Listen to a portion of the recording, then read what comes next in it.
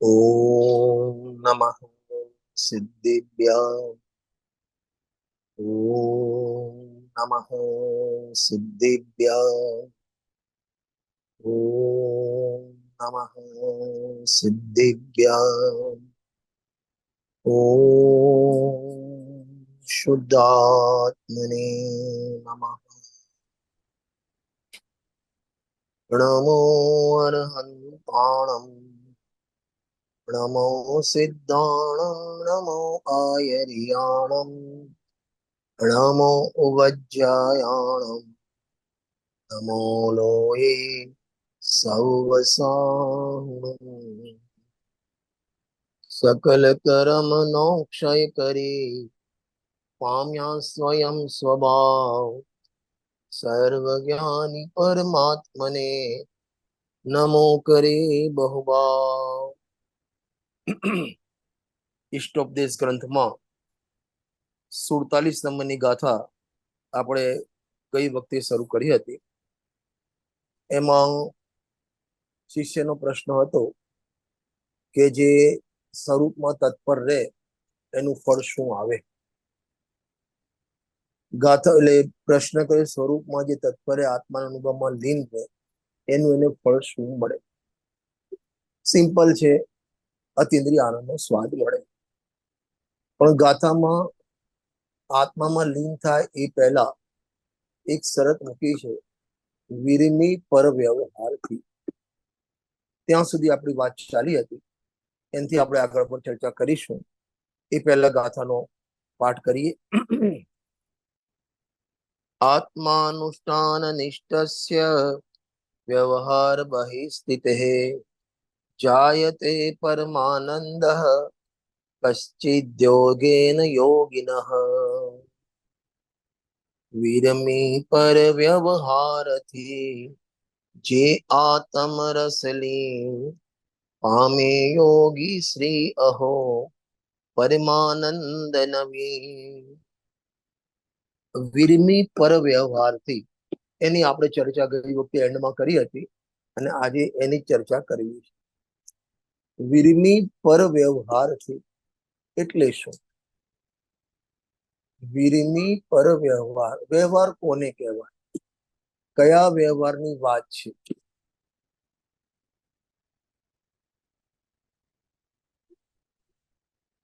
એમની ભૂમિકાને યોગ્ય. પહેલા તો વ્યવહાર કોને કહેવાય? અહીં કયો વ્યવહાર લેવો છે? આત્માના આશ્રયે જે નિશ્ચય પ્રગટ થયો હોય અને પછી શુભ અશુભમાં જે પ્રવૃત્તિ થાય એને વ્યવહાર કહેવાય. ના, શુભ અશુભમાં પ્રવૃત્તિ થાય એને વ્યવહાર ના કહેવાય.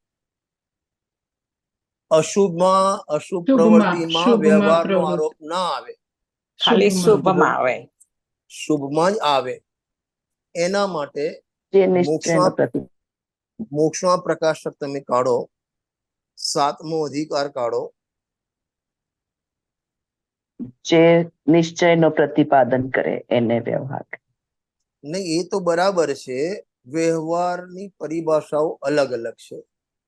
પ્રેરે જે પરમાર્થ ને તે વ્યવહાર સંબંધ. તમને ખ્યાલ છે, વ્યવહારના મુખ્ય બે ભાગ છે, એક સદભૂત વ્યવહાર, એક અસદભૂત વ્યવહાર. સદભૂત વ્યવહાર કોને કહેવાય? સદભૂત કોને કહેવાય? જે ભેદરૂપ કથન કરે એને સદભૂત કહેવાય, અને જે આરોપિત કથન કરે એને અસદભૂત કહેવાય.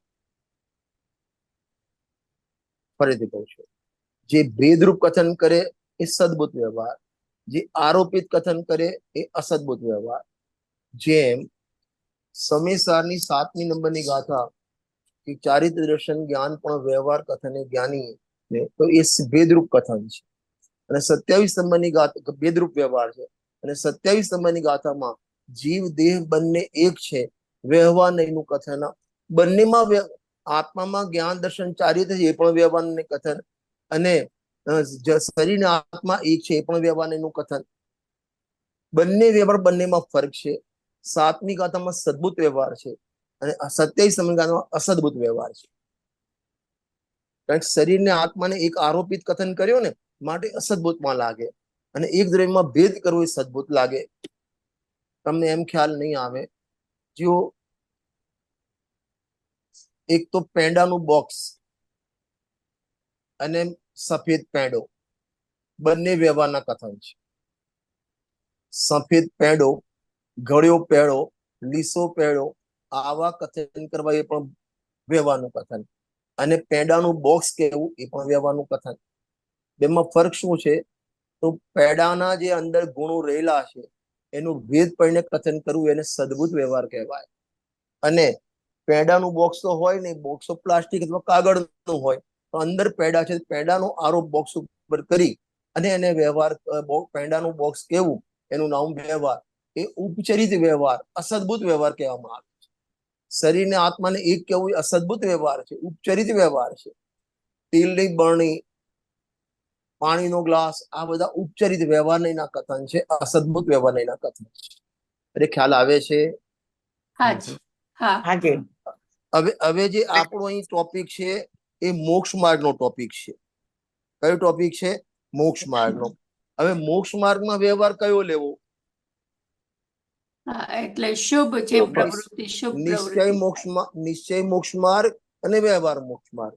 તો આત્માના આશ્રય જે સમ્યક જ્ઞાન ચારિત્રના પરિણામ નિર્બળ પરિણામ પ્રગટ થાય, પર દ્રવ્યંતે ભિન્ન આપને रुचि सम्यक तो भला है, आप रूप को जान पनो सम्य ज्ञान कला है, आप रूप में लीन रहे तेरी सम्यक चारित्र सोई.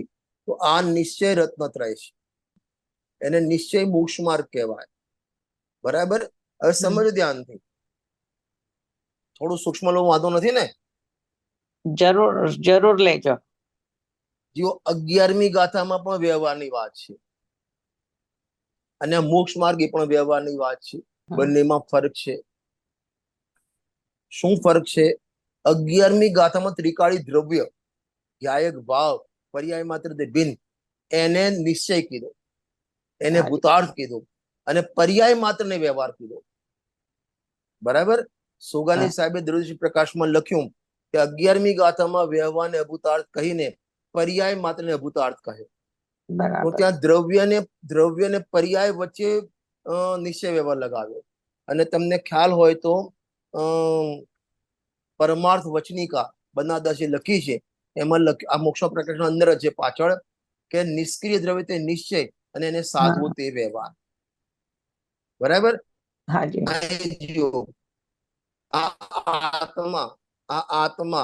આ નિર્મળ પણમન અને આ શુભ રાગ અને અશુભ રાગ, ચાર વસ્તુ કીધી ને મેં. કઈ કઈ કીધી? એક આત્મા જ્ઞાયક ભાવ, એક નિર્મળ રત્ન પરિણામ નિર્મળ પણમન, એક શુભ રાગ અને એક અશુભ રાગ. ચાર વાત થઈ ગઈ ને? હવે પહેલા પરમાર્થ વચનિકામાં જ્ઞાયક ભાવને નિશ્ચય કહ્યો અને નિર્મળ રત્ન તેના પરિણામ એને વ્યવહાર કીધો. બરાબર? હવે આ જ્ઞાયક ભાવની વાત નથી. હવે જે નિર્મળ પણમન એને નિશ્ચય કહ્યો અને શુભ ભાવને વ્યવહાર કહ્યો. બરાબર બરાબર? તો આને નિશ્ચય મોક્ષ માર્ગ કહેવાય અને આને વ્યવહાર મોક્ષ માર્ગ કહેવાય. બરાબર? હવે મોક્ષ માર્ગ બે નથી, મોક્ષ માર્ગનું નિરૂપણ બે પ્રકારે છે. હવે અહીં જે શુભ ભાવ છે એને વ્યવહાર મોક્ષ માર્ગ કહેવાય. કેમ કહેવાય? નિશ્ચયની સાથે જ. આને કેમ ના કહેવાય? જો નિશ્ચયની સાથે અશુભ ભાવ પણ નિશ્ચયની સાથે છે. આત્માના નિર્મળ પ્રગટતા થઈ છે, ભરત ચક્રવર્તી છે, એમને નિર્મળ પણ ચાલુ છે, અને 12મા સ્ત્રીનો ભોગ પણ અશુભ ભાવ છે. તો અશુભ ભાવ પણ સાથે સાથે છે. સાથે સાથે હોય એને વ્યવહારનો આરોપ ના આવે. સાથે તો હોવો જ જોઈએ, સાથે તો હોવો જ જોઈએ, પણ અનુકૂળ ને અનુરૂપ હોય એના પર વ્યવહારનો આરોપ. આ અશુભ ભાવ અનુકૂળ ને અનુરૂપ નથી. અશુભ ભાવમાં તો તમારે નિશ્ચય કે વ્યવહારનો આરોપ જ ના આવે. અરે ખ્યાલ આવે છે? સહચર સાથે છે માટે એને વ્યવહાર મોક્ષમાં કહેવાય. એ પરિભાષા અડધી પરિભાષા છે. તો સાથે સાથે તમે લો તો અશુભ ભાવ પણ સાથે સાથે છે, પણ એને વ્યવહાર ના કહેવાય. સહચર પણ હોવો જોઈએ અને એના અનુરૂપ અનુકૂળ હોવો જોઈએ, ત્યારે ને વ્યવહાર કહેવાય. ખ્યાલ આવે છે? બહુ સરસ. જો તમે પેજ નંબર 255 કાઢો, મોક્ષમાર્ગ પ્રકાશક.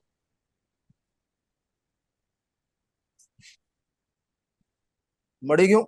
હાજી જો અંતરંગમાં તો પોતે નિર્ધાર કરી યથાવત નિશ્ચય વ્યવહાર સમય ઓળખ્યો નથી, અજ્ઞાનીની વાત છે. પણ જીન આજ્ઞા માની નિશ્ચય વ્યવહાર બે પ્રકારનો મોક્ષ માર્ગ માને છે. હવે મોક્ષ માર્ગ બે નથી, પણ મોક્ષ માર્ગ નિરૂપણ બે પ્રકારની છે. શું કહેવા માંગે છે? મોક્ષ માર્ગ તો એક જ છે, નિરૂપણ બે પ્રકારે છે. થેલી તો એક જ છે, કાપડની થેલી, એનું નિરૂપણ બે પ્રકારે છે. કાપડની થેલી કેવી રીતે નિશ્ચય અને શાકની થેલી કેવી રીતે વ્યવહાર. અરે ખ્યાલ આવે? અરે કાપડની થેલી તે નિશ્ચય અને અંદર બરાબર. શાક ભરેલું તો શાકની થેલી કેવી એ વ્યવહાર. એટલે સાકરની અહીંયા સાકર કાપડની થેલી કેવું એ સદભૂત થયું ને ના ના ના ના ના ના ના સદબુદ્ધ અહીંયા તો એ ના વ્યવહારમાં apply આવે. થાય. અચ્છા અરે અહીંયા નહીં આવે. સાંભળો સાંભળો સાંભળો, અહીં કાપડ જેવું છે તેવું કેવું એનું નામ નિશ્ચય. અહીં પરિભાષા એ બરાબર. લેવાની, યથાર્થો નિશ્ચય ઉપચારસો વ્યવહાર. જેવું છે તેવું કહેવું એનું નામ નિશ્ચય, અને જેવું નથી ઉપચારથી અન્ય કહેવું એનું નામ વ્યવહાર. બરાબર. કાપડની થેલી છે ને કાપડની કહેવી એનું નામ નિશ્ચય, અને શાકની થેલી નથી છતાં શાકની થેલી કહેવી એનું નામ વ્યવહાર. વ્યવહાર. બરાબર? તો થેલી કેટલી થઈ ગઈ આપણી? એક. બે થઈ ને? ના, ઉપચારથી બે કહેવામાં આવી, પણ થેલી છે થેલી એક તો જ. એક જ. થેલી એક, એનું કથન બે પ્રકારે. હમ એમ મોક્ષ માર્ગ એક, એનું કથન બે પ્રકારે. આત્મા એક, એનું કથન બે પ્રકારે. દરેક માર્ગે લઈ લેવાનું. બરાબર? અહીં મોક્ષ માર્ગની પદ્ધતિ જો. હવે તથા જ્યાં જે મોક્ષ માર્ગ તો નથી, પરંતુ મોક્ષ માર્ગનું નિમિત્ત વા સહચરી, બે શબ્દ મારા આના ઉપર ભાર આપવો છે તમને. મોક્ષ માર્ગનું નિમિત્ત અને સહચરી બરાબર. એ જ્ઞાની ધર્માત્માની પર્યાયમાં ભૂમિકા અનુસાર અશુભ ભાવ તો છે, સહચારી છે, પણ નિમિત્ત નહીં આવે એના ઉપર આરોપ. નિમિત્ત કોના ઉપર આવે? અનુકૂળ કે અનુરૂપ અનુરૂપ. હોવું જોઈએ, એના ઉપર નિરૂપ હોવું જોઈએ. તો અશુભ ભાવ જે છે, પાપના ભાવ, ભોગના ભાવ, એ સહચરી સાથે સાથે તો છે, પણ હમ. નિમિત્ત ના આવે. અનુકૂળ નથી, મોક્ષ માર્ગને અનુકૂળ નથી, મોક્ષ માર્ગને પ્રતિકૂળ છે, માટે એના ઉપર આરોપ નહીં આવે. અરે ખ્યાલ આવે છે? હાજી હાજી. આ નિમિત્ત પણ જોઈએ, સહચારી એકલો ને હા, નથી. એટલે નિમિત્ત એટલે અનુકૂળ તો અનુરૂપ હોવો જોઈએ. અચ્છા તો તમારે ઊંધો તો નિમિત્ત એને પણ મોક્ષ ના માર્ગ ચાલે. કહેવાય. હે? એટલે ઊંધી તરફ લઈ જાય એ નિમિત્ત પણ ના ચાલે. આત્માથી દૂર લઈ જાય એના ઉપર નિમિત્તનો આરોપ પણ ના આવે.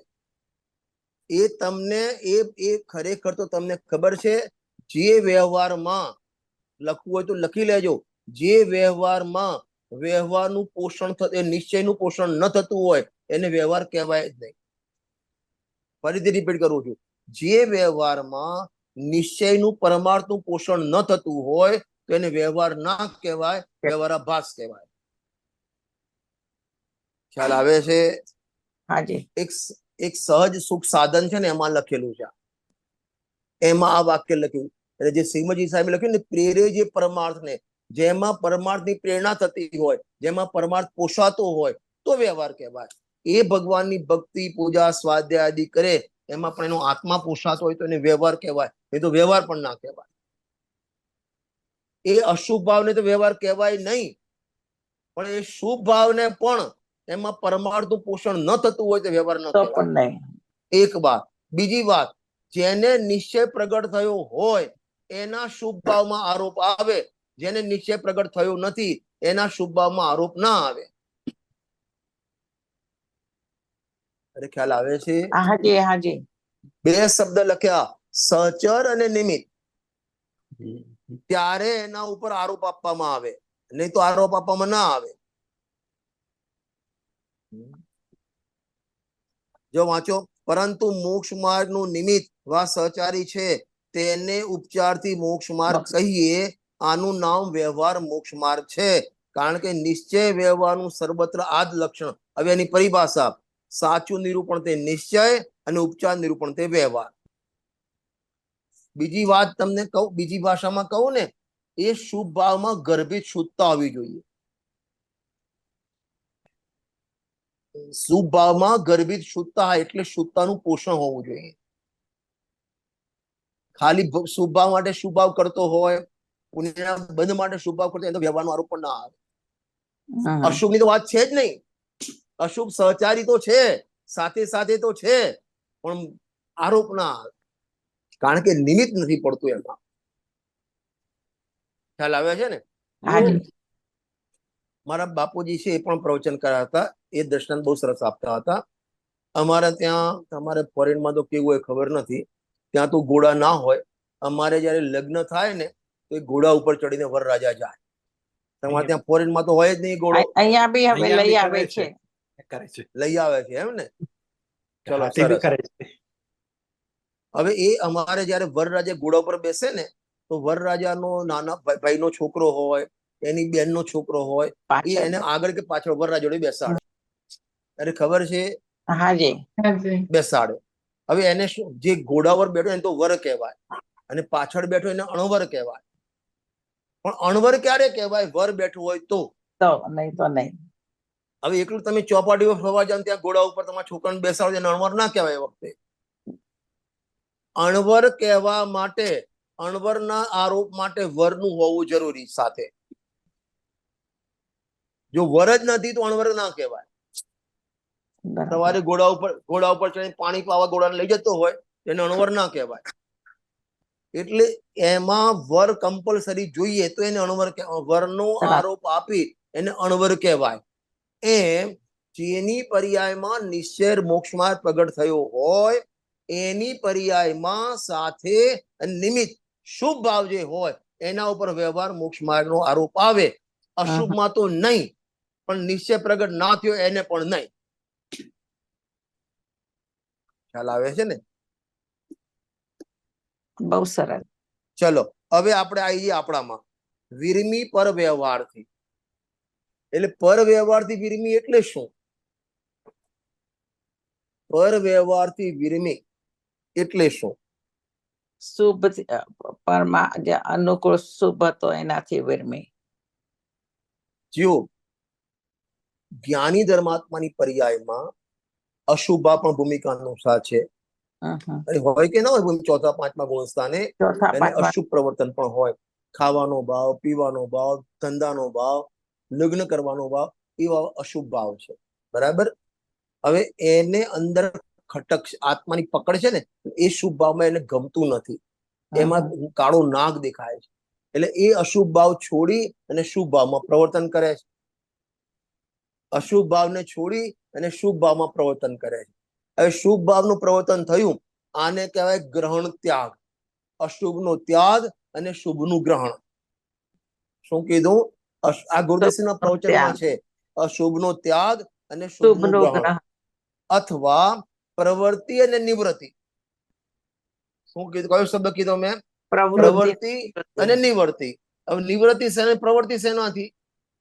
અશુભ થી નિવૃત્તિ. તો પહેલા અશુભમાં પરિણામ હતા, પહેલા અશુભના પરિણામ હતા તો ત્યાંથી નિવૃત્ત થયો અને શુભમાં પ્રવર્ત થયો.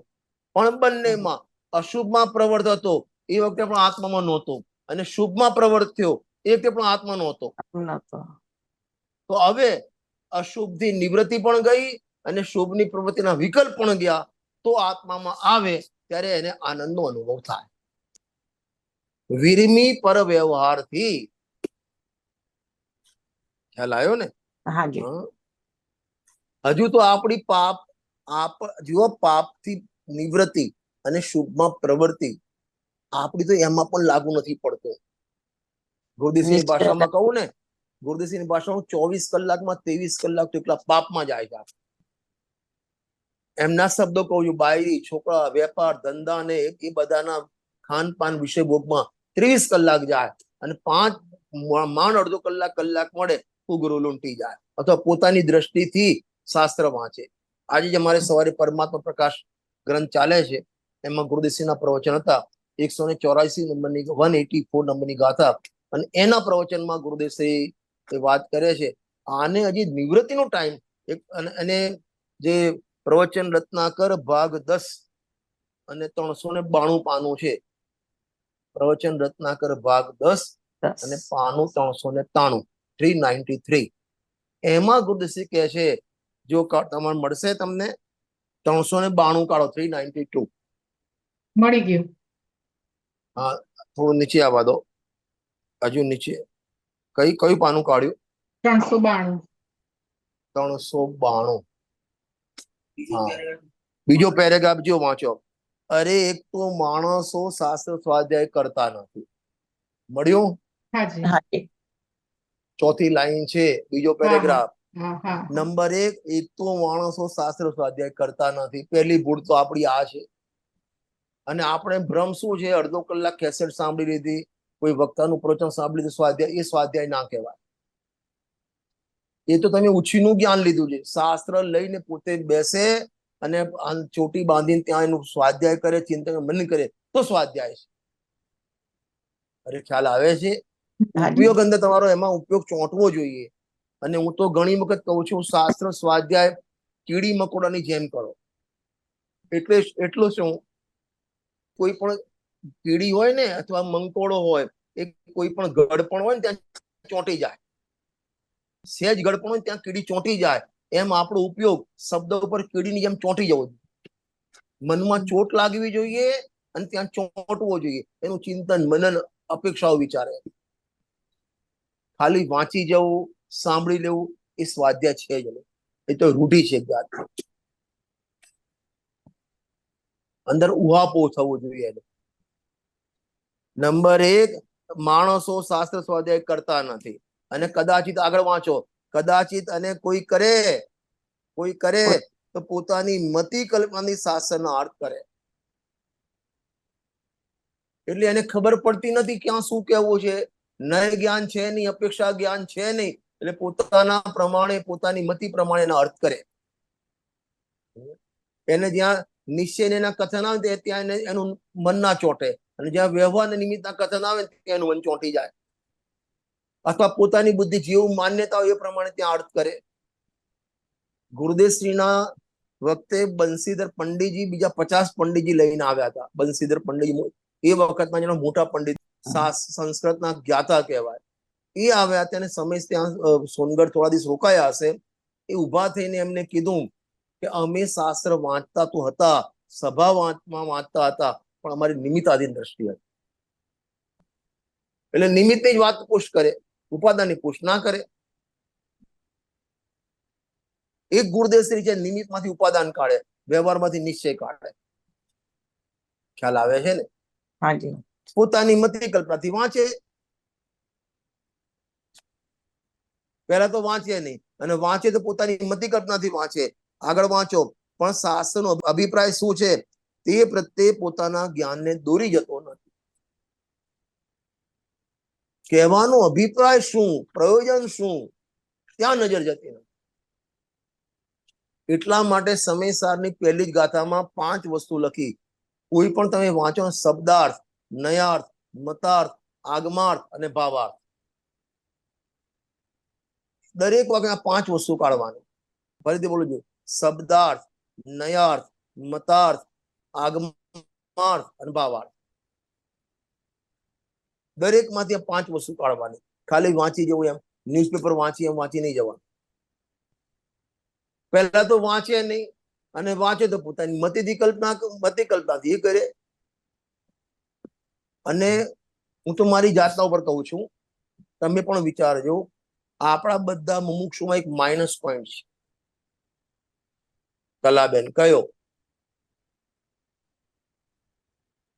એટલે બસ એમ લાગે કે મને સમજાઈ ગયું.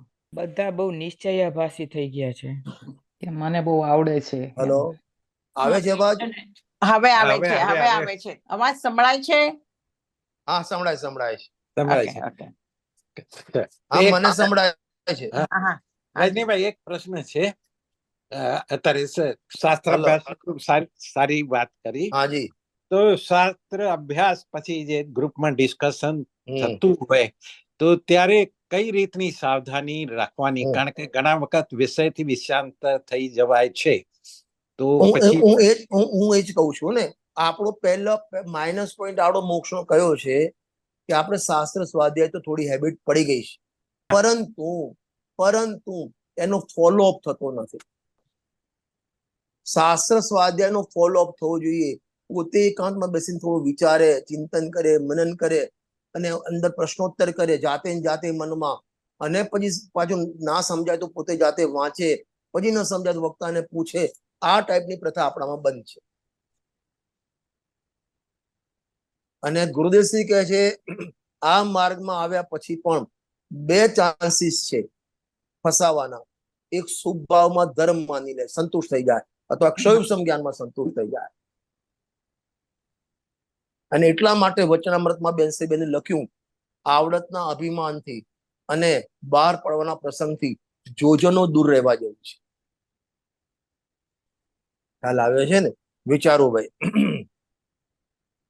શાસ્ત્રનો અભિપ્રાય શું છે?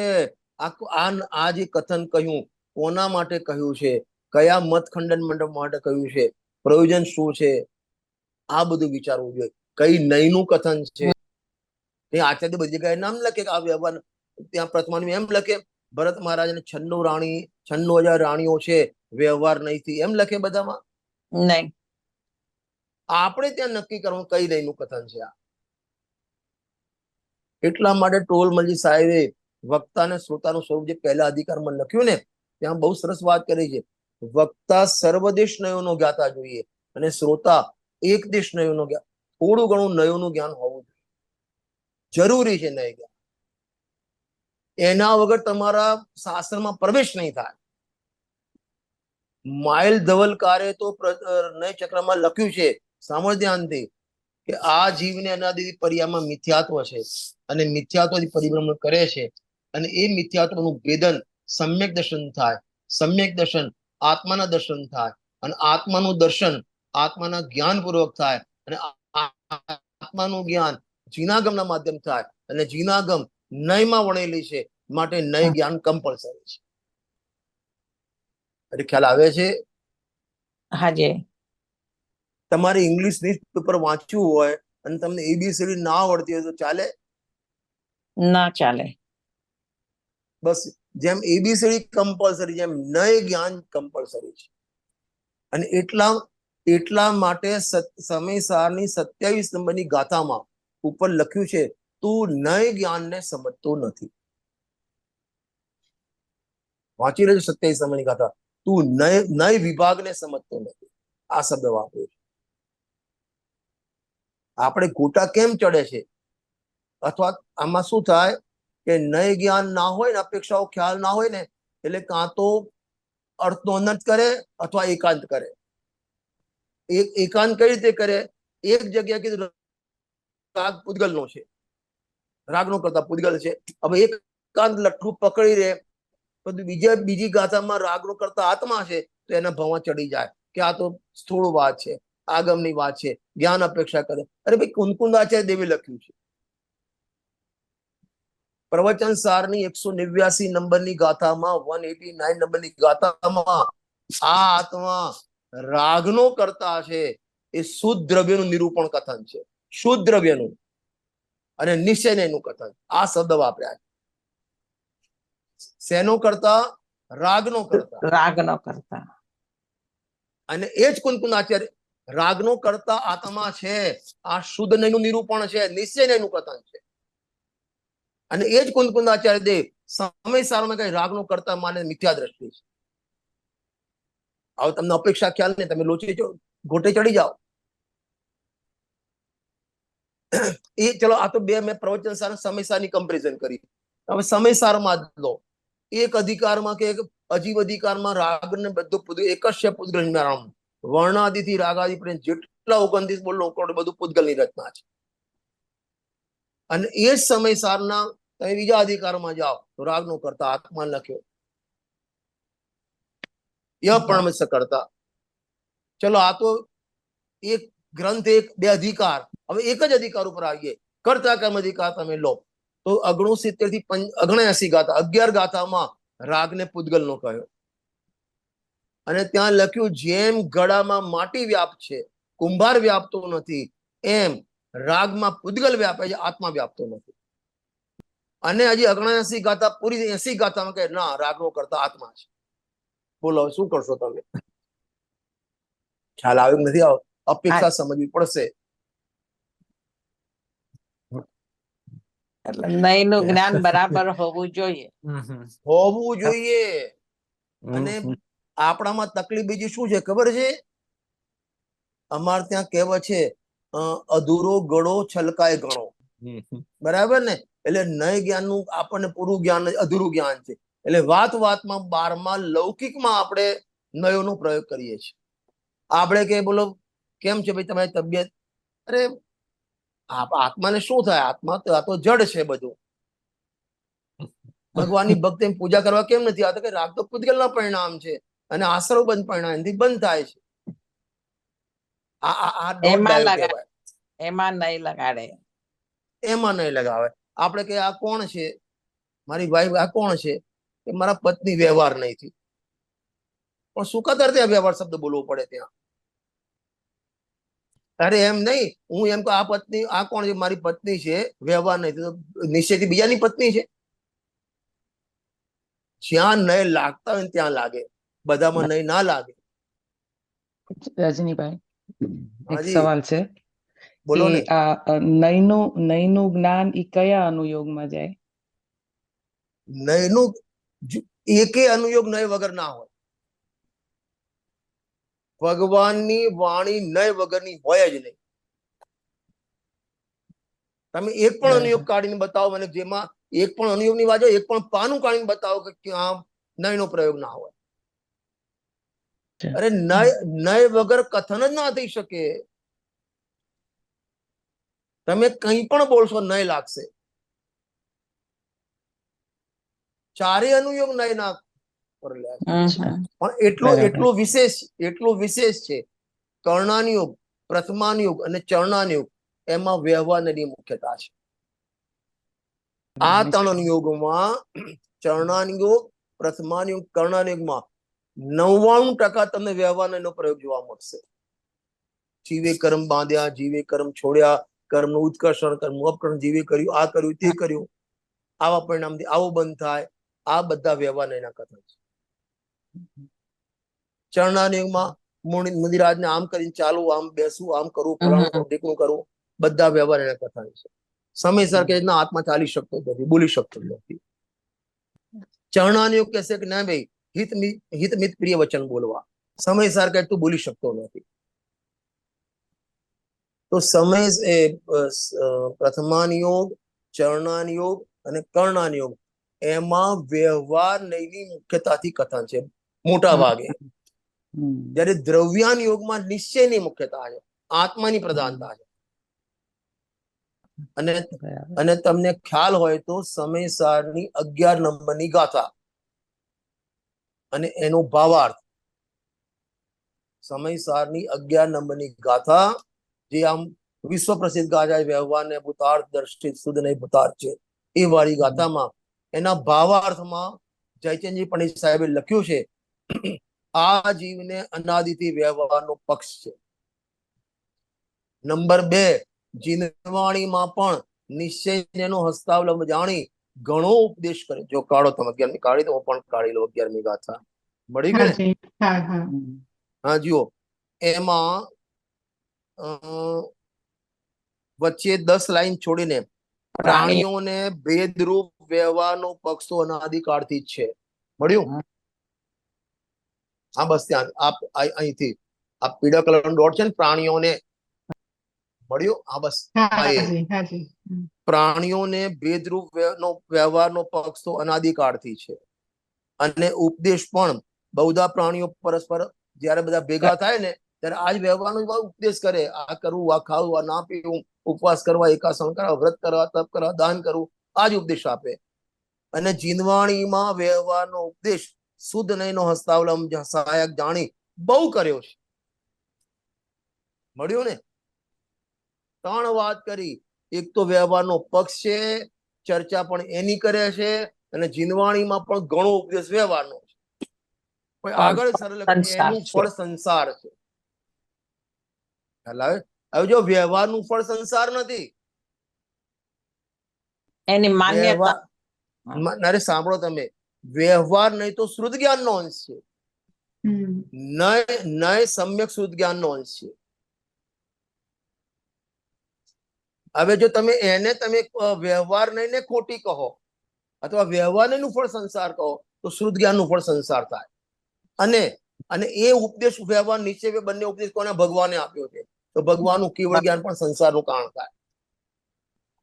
તો વ્યવહારનું ફળ સંસાર નથી, પણ વ્યવહારને પરમાર્થ માનવો, વ્યવહારમાં અટકવું, એનું ફળ સંસાર છે.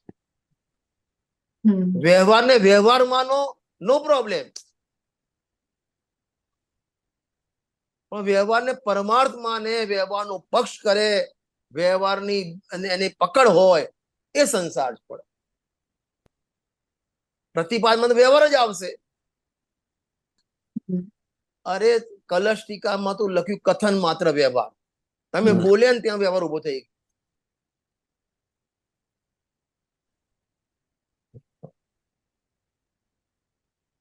ખ્યાલ આવ્યો ને? જો આવી જાઓ આપણે મૂળ ગાથામાં આવી જાઓ, નહીં તો પછી જલ્દી સુડતાલીસ ગાથા પૂરી નહીં, ક્યાંયથી ક્યાંય ચડી ગયા આપણે. સ્પષ્ટતા થઈ ગઈ ને. સ્પષ્ટતા તો જરૂર જ હતી. હા, હમણાં છે ને, હમણાં કલશ ટીકા ચાલે છે, તો ત્યાં પક્ષાતિક્રાંત ની વાત આવે છે 143 144 હા, એ તો કરતા કમરિકાના અંતમાં. હા હા છેલ્લા કરશો. હવે જુઓ, ત્યાં પણ આ જીવને 11મી ગાથા વાંચી ને કે નિશ્ચયનો પક્ષ કદી આવ્યો નથી. જે હમણાં બરાબર. વાંચ્યું ને એના પછી લખ્યું છે નિશ્ચયનો પક્ષ કદી આવ્યો નથી, અને જીનવાણીનો ઉપદેશ પણ ક્યાંક ક્યાંક છે, વિરલ છે. બરાબર. આ તો તમે જે વાત કરી પક્ષાધિક્રાંતની, Yeah. તો ત્યાં જે લખ્યું સમજો ધ્યાનથી, ત્યાં 11મી ગાથા નિશ્ચયનો પક્ષ નથી આવ્યો, અને 143-44 ગાથામાં લખ્યું નિશ્ચયનો પક્ષ હોય તેથી શું તત્ કિમ. તો બેમાં શું અર્થ કરવાનો? બંનેમાં પક્ષ શબ્દ છે. અરે ખ્યાલ આવે છે? હા, ખ્યાલ આવે છે. એ જે સમયસારની 143 ગાથા પહેલા 20 કળશ લખ્યા ને, એકસ્ય બધો ન તથા પરસ્ય ચિતિ દ્વય દ્વૈતિ પક્ષપાતો યસ તત્વ વેદી ચુત પક્ષપાત નિત્યમ ખલુ ચિત ચિદેવ. એક નહીં એમ કે છે કે આત્મા કરતા છે, બીજો નહીં કે છે આત્મા તો અકર્તા છે, પણ આ તો બે નહીંના પક્ષ છે. તેથી શું? ચિત સ્વરૂપ જીવ તો ચિત સ્વરૂપ છે. એનાથી શું લાભ? બરાબર. તત્કિમ, એનાથી શું લાભ? તત્ કિમ. નિશ્ચયના પક્ષમાં આવ્યો તેથી શું? તો અહીં જે 143 નિશ્ચયના પક્ષમાં આવ્યો તેથી શું? કે ખાલી તો નિશ્ચયના વિકલ્પ હોય તેને કઈ આત્મા નહીં આવે. આત્મા કરતા કરતા ખાલી વાતો કરી કશું નહીં, પણ અંદર ડૂબકી મારવી પડશે તારે. બરફ ઠંડો ઠંડો એમ નહીં, બરફ પર હાથ મૂકવો પડશે તારે. તો ત્યાં પક્ષનો અર્થ વિકલ્પ કરવાનો છે.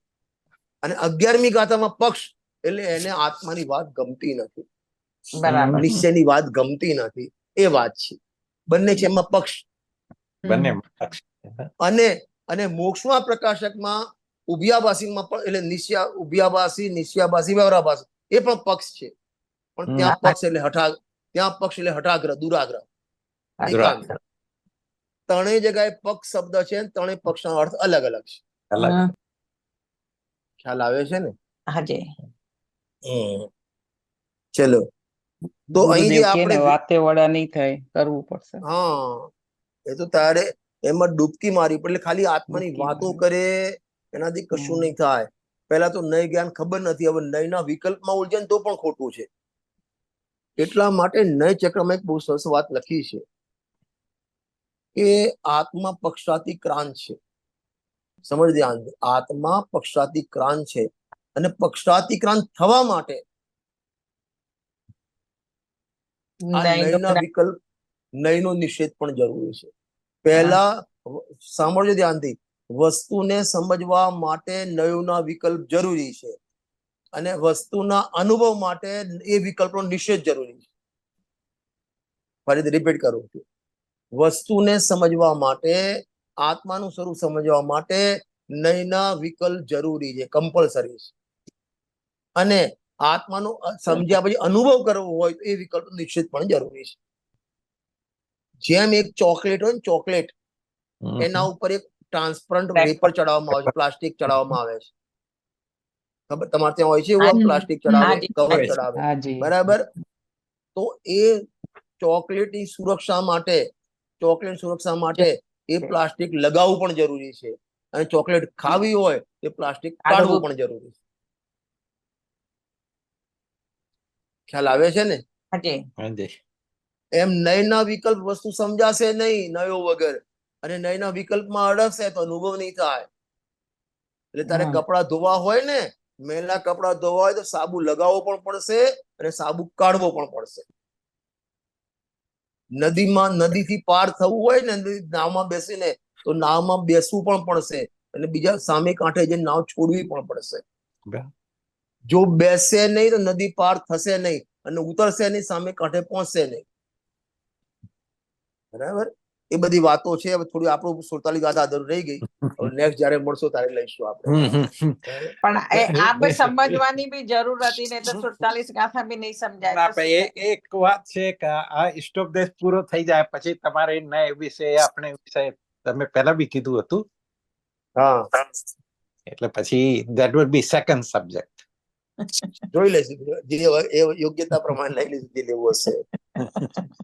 ઓકે સાહેબ, ચાલો, જય Okay. જિનેન્દ્ર. જય જિનેન્દ્ર. જય જિનેન્દ્ર.